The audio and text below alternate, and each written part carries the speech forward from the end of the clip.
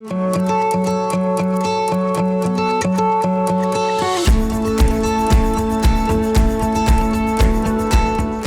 parcs sans tabac sont l'extension des espaces sans tabac.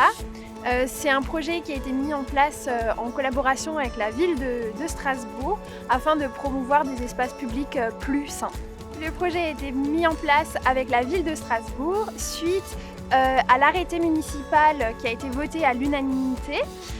Ensuite, la Ligue contre le cancer a porté le projet au niveau de l'ARS et du coup, tout ceci a pu voir le jour également grâce au soutien d'Alexandre Fels, adjoint à la santé à la mairie de Strasbourg.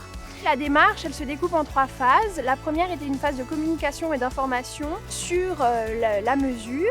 La deuxième phase consistait en l'accompagnement des agents municipaux en leur proposant des consultations de tabacologues pour leur proposer un sevrage tabagique gratuit et sur leur lieu de travail. Et la troisième phase, ce sont les phases de médiation, donc dans les parcs où les médiateurs tabac venaient à la rencontre du public afin de leur expliquer la mesure. Moi, je suis rentrée dans le projet grâce au service sanitaire des étudiants en santé. Mon rôle en tant que médiateur tabac est de venir à la rencontre des usagers des parcs, de les informer et de leur expliquer la mesure, d'échanger avec eux sur le tabagisme en général et à travers ces échanges, j'essayais de leur faire accepter du mieux possible cette mesure. Et c'est une démarche constructive qui nous a permis d'être vraiment très proches des Strasbourgeois. On a rencontré une jeune femme qui était plutôt réfractaire aux premiers abords à la démarche et à nos arguments. Et on l'a rencontrée à nouveau quelques jours plus tard.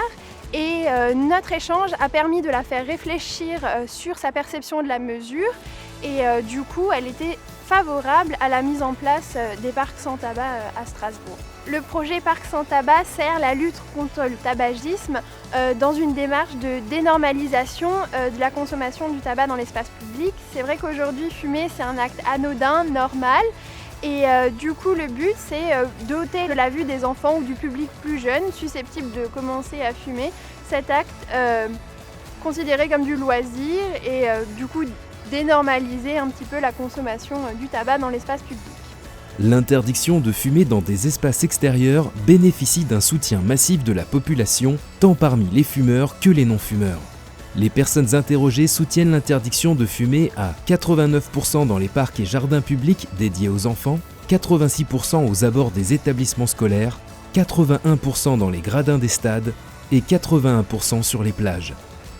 Mobilisons-nous pour des espaces sans tabac partout en France.